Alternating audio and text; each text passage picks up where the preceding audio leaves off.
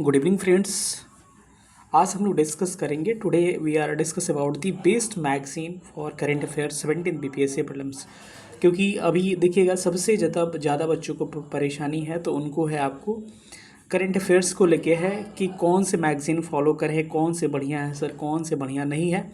तो मैं किसी मैगज़ीन का प्रमोशन नहीं कर रहा हूँ और ना ही करूँगा।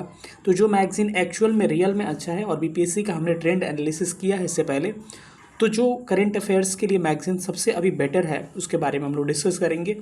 तो चलिए सेशन को स्टार्ट करते हैं। यहाँ पे बहुत सारे सवाल होंगे कि एडिटोरिया, एसपीडी, क्रॉनिकल, दृष्टि, आई दृष्टि, या फिर घटना सार, या फिर आपके प्रतियोगिता दर्पण। बहुत सारे मैगज़ीन रिसोर्सेज आपके मार्केट में पड़े हुए हैं। क्या एक से अधिक रिसोर्सेज करंट अफेयर्स के लिए सही है या नहीं है, सारे विषयों पर हम लोग आज डिस्कस करने वाले हैं। चलिए सेशन को स्टार्ट करते हैं। जो लोग नए होंगे चैनल को सब्सक्राइब करके चैनल से जुड़ जाइएगा। नीचे पिन में, मैं कमेंट पिन में आपको टेलीग्राम ग्रुप का लिंक दे रहा हूँ, उसको ज्वाइन कर लीजिएगा। चलिए सेशन को हम लोग स्टार्ट करते हैं। तो हमने आपको थंबनेल में बहुत सारे मैगज़ीन के फ़ोटो बना रखे हैं और उसका फ़ोटो डाल रखे हैं, तो उससे तो आप भली भांति परिचित होंगे कि कौन सी मैगज़ीन कैसी है। लेकिन वर्तमान परिदृश्य में अभी क्या करना चाहिए, क्या नहीं करना चाहिए, किस मैगज़ीन को फॉलो करना चाहिए, किसको नहीं फॉलो करना चाहिए, इस पर हम लोग थोड़ा सा डिस्कस कर लेते हैं। एक बार ध्यान रखिएगा कि एक आपको दो हम लोग इसका कैटेगरी बनाते हैं। एक फैक्चुअल का मतलब हो गया वन लाइनर, या फिर कह सकते हैं वन लाइनर, ठीक है। और एक दूसरा कैटेगरी आपका होगा कि थोड़ा सा डिस्क्रिप्टिव हो आपका, उस टाइप का कोई मैगज़ीन हो, ठीक है। दोनों को अलग डिस्कस करते हैं। तो अगर आप एसपीडी फॉलो कर रहे हैं फैक्चुअल मैगज़ीन के लिए, वार्षिकी, या फिर आप एडिटोरिया फॉलो कर रहे हैं, ठीक है, या फिर आप तीसरी मैगज़ीन आई दृष्टि फॉलो कर रहे हैं, या फिर एक चौथी मैगज़ीन क्रॉनिकल है, जो कि काफ़ी अच्छी मैगज़ीन है, क्रॉनिकल भी, ठीक है, क्रॉनिकल, ठीक है। और एक पांचवी है घटना सार।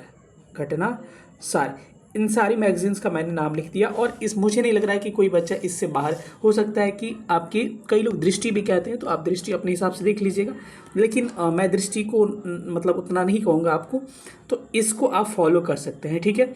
अब रही बात कि इसके अलावा क्या फॉलो करना है, तो ये फैक्चुअल मैगज़ीन है, तो इस मैगज़ीन में से कम आपको पढ़ना पड़ेगा। मतलब अब इसके चक्कर में नहीं कि इसको कर ले, इसको भी कर ले, भाई इसका कुछ कर ले, नहीं।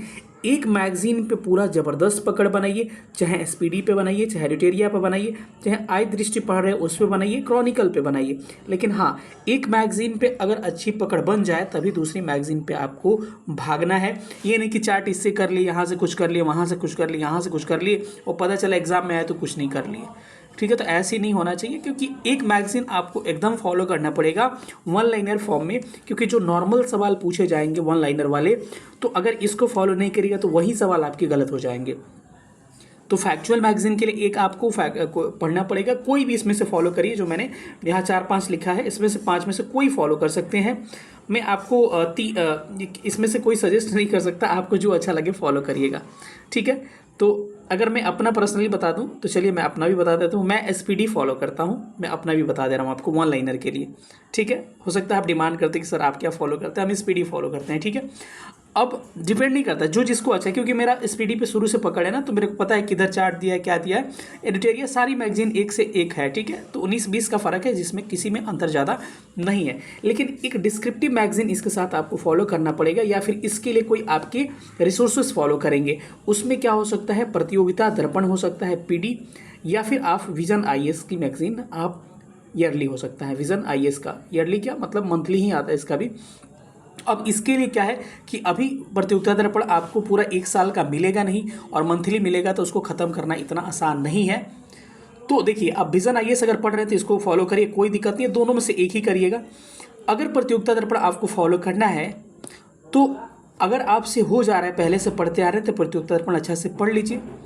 लेकिन मैं इसके लिए क्या कर रहा हूं कि प्रतियोगिता दर्पण में आज तक जितने प्रतियोगिता दर्पण आए हैं, मैंने अक्टूबर से स्टार्ट किया है। अगर आप प्रतियोगिता दर्पण फॉलो करोगे तो अक्टूबर आपको मतलब 2 महीना पहले का करंट उसमें रहता है, तो उसमें अक्टूबर में आपको अगस्त का करंट था। इसको मैंने कंप्लीट करवा दिया है एमसीक्यू फॉर्म में, ठीक है। उसके बाद से आपके सितंबर का मैंने आज डाला है, इसका लिंक आपको मैं पिन कमेंट में डाल दूंगा, इसको देख लीजिएगा। इसका करंट अफेयर्स वाला जो आपके प्लेलिस्ट है उसमें सारे वीडियोज़ मिल जाएंगे। तो सितंबर है, इसमें आपके जुलाई के करंट्स हैं और 150 प्लस सारे में एमसीक्यूज मैंने करा है। इस वीडियो को 1-2 बार देखिए। देखिए मेरा कोई मकसद नहीं है कि मैं अपना प्रमोशन कर रहा हूँ। अगर आप प्रतियोगिता दर्पण पढ़ सकते हैं तो पढ़िए, वो ज़्यादा बेटर होगा। लेकिन मैं मेहनत करके प्रतियोगिता दर्पण के वन लाइनर से मैंने सारे उसके फैक्ट से मैंने वन लाइनर फॉर्म में आपको ऑब्जेक्टिव प्रश्न प्रिपेयर कर लिया है और उतना आप लगा लीजिएगा 1-2 बार, तो आपके सारे 1 मंथ के प्रतियोगिता दर्पण कवर हो जाएंगे। तो और ऐसे कर करके मैं कोशिश कर रहा हूँ कि इस मंथ के आखिरी तक सारा प्रतियोगिता दर्पण आपका जनवरी तक कंप्लीट करा दूँ। तो ये क्योंकि जितने अभी तक देखा गया है ना एग्जाम, यहाँ ब्लॉक हॉर्टिकल्चर का एग्जाम हुआ था, टीआरई का एग्जाम हुआ था शिक्षक भर्ती वाला, या फिर इधर जितने भी एग्जाम्स हुए हैं या हेड मास्टर या हेड टीचर का, प्रतियोगिता दर्पण से सवाल जबरदस्त पूछा गया बीपीएससी में। यानी कि वन लाइनर तो टकरा जाएगा सब में से, लेकिन कुछ अलग जो सवाल पूछे जाते हैं वो प्रतियोगिता दर्पण में से टकराया है। इसीलिए मैं सजेस्ट कर रहा हूँ कि प्रतियोगिता दर्पण बेस्ट है, मानिए, क्योंकि मुझे 2-3 साल का इसका अनुभव है, इसीलिए मैं कह रहा हूँ। और किसी से भी पूछ लीजिएगा प्रिपरेशन करने वाले बीपीएससी से, कैंडिडेट से, जो अच्छा कैंडिडेट हो, उसको पता है कि प्रतियोगिता दर्पण का क्या अहमियत है। तो अगर शॉर्ट फॉर्म में देखना चाहते हैं तो मैं लिंक दे रहा हूँ, उसको देख सकते हैं आप। इसको मैं पूरा कंप्लीट कराऊंगा। हो सकता है कि इसका मुझे मार्केट में मार्केट में आपको देखने को मिल जाए मेरे नाम से इसका आपके एमसीक्यूज फॉर्म में, तो कुछ भी हो सकता है, लेकिन उसके भरोसे मत रहिएगा। अगर पढ़े रहिएगा तो लास्ट में इसको रिवीजन करने के लिए आप ले सकते हैं, क्योंकि काफ़ी ये डिमांडेबल है।